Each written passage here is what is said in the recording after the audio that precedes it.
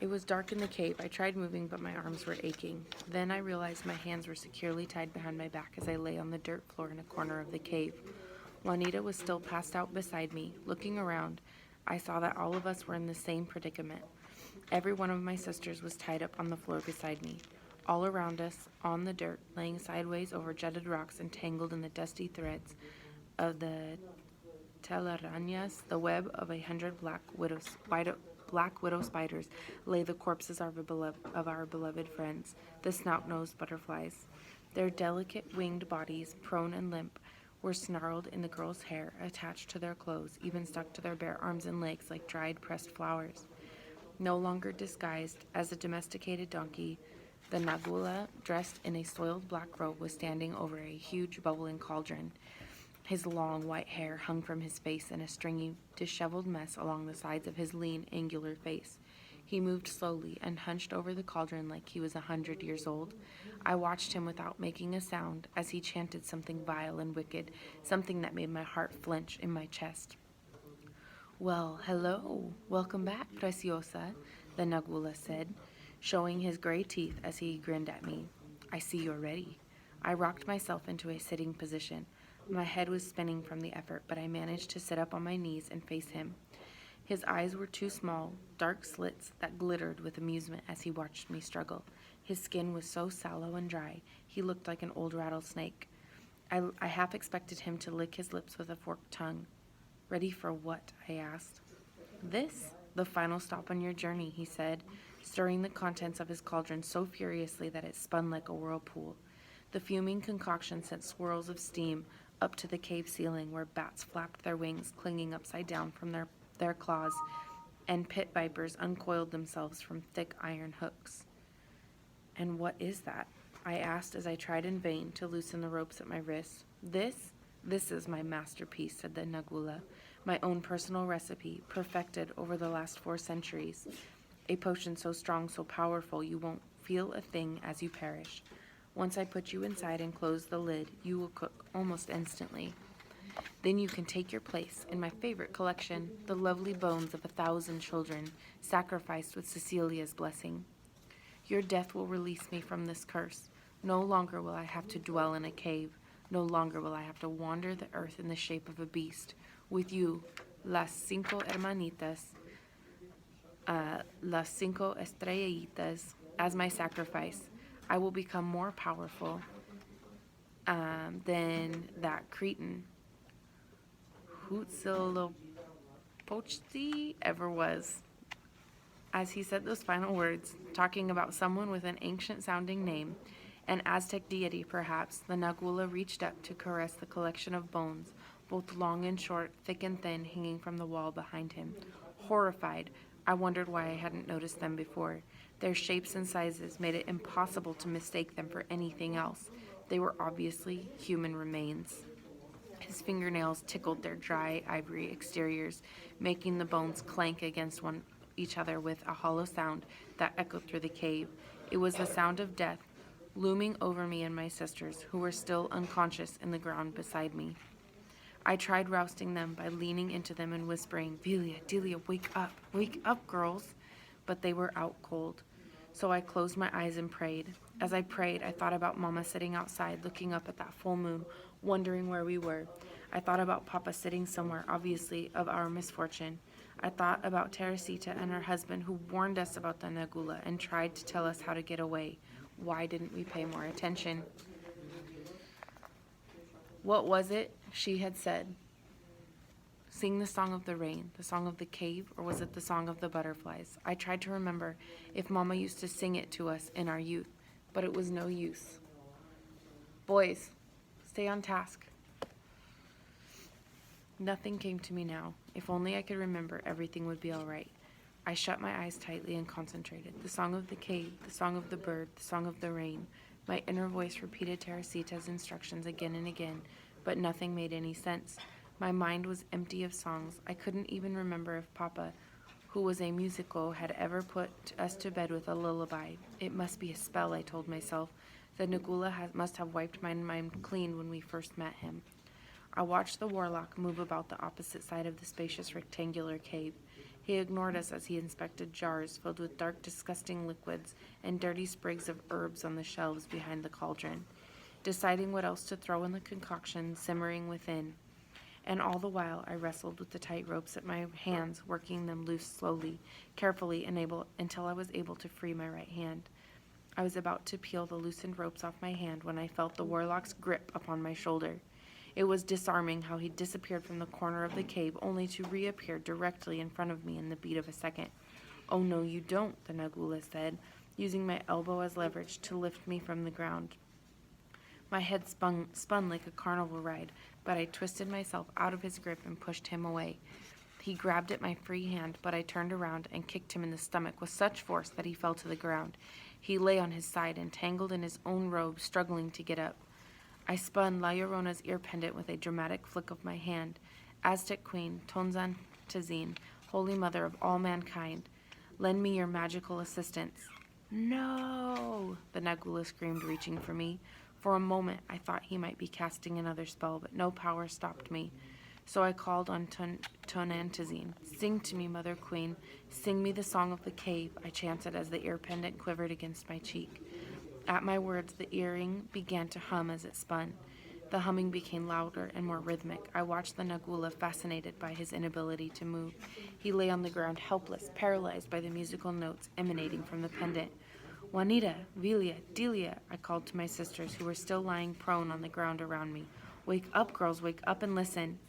Suddenly, from within the fogginess of my mind, something resonated. A fragment of a chord, a familiar tune, came to the front in the form of a tiny sequence of notes. Girls, wake up," I begged ecstatically. "Wake up and sing our tune." The hum grew louder, and I joined in to sing. Que lleva la Virgen de la Cueva. Los parillos cantan, las nubes se levantan. As I sang the ancient tune quietly to myself, I realized it was the refrain Mama had sung to us to soothe our nerves on dark, rainy nights when we were very young. The rest of the song came to me. I sang it, quietly, almost whispering it. I heard my sisters beside me muttering as they woke, and I knew it was working. Que lleva, el cóndor está en la cueva. Los parillos cantan, las nubes se levantan. Louder and louder I sang, and when my sisters shook the fogginess from our own minds, they sat up and joined me in the chorus of Mama's lullaby. Que sí, que no, que caiga un chaparrón, que sí, que no, que caiga un chaparrón. "Stop! What are you doing? Stop it! Stop singing!" the Nagula was screaming. He sat up and began to retreat, crawling on hands and knees to the far end of the cave to get away from us, and so we kept singing. Louder and more forcefully we sang. And when I loosened the ropes from my sister's hands, we all stood in the center of the cave, joined hands and sang louder and with more delight than any group of young girls ever sang before. Que lleva, la serpentín esta la cueva. Los parillos cantan, las nubes se levantan. Que sí, que no, que caiga un chaparrón. Que sí, que no, que caiga un chaparrón. All around us, the desiccated corpses of the butterflies glittered and shone. Their tiny bodies quivered in the dust. Their wings fluttered and wavered as they trembled back to life right before our very eyes. Then a celestial light illuminated the floor of the cave. Its radiance entered the room and pooled before the wily Nagula, who was cringing in the farthest corner of the cave. As if newly emerged from their chrysalis, the butterflies gathered their strength and began to fly. They flittered up into the air, dancing around the light, thousands and thousands of them fluttering together, dancing to our song. There were so many of them joining in the dance that soon they moved as one. Their bodies became a collective, a tapestry of wing and wind that fluttered with life, transforming into the figure of a young woman with dark hair and dark eyes. She was dressed in a shimmering tunic of gold and green jade. She looked like an Aztec goddess, but her face was that of a Mexican girl, the face of our many friends and cousins, a teenager like us. "Who are you?" Delia asked, dropping Vilia and Peta's hands and stepping forth to take a better look at the apparition. "What are you?" Vilia didn't move, but she let go of my hand too. Juanita fell to her knees and bowed her head in recognition. "La Virgen de la Cueva," she whispered as she pulled on the hems of our shirts, trying to make us follow suit. "Tonantezin, Madre Santa, forgive me, the Nagula begged as he cowered away from the radiance of the goddess. I did not know they were under your protection. How could you not? The youthful goddess asked in her childlike voice. 5 estrellitas, 5 stars, 5 little sisters traveling through my domain in the sky. A warning for all to see, to let them pass unharmed. You are not dumb, you are not blind. Oh, but I am, the Nagula muttered, his lips quivering. I wasn't going to harm them. I promise I wasn't.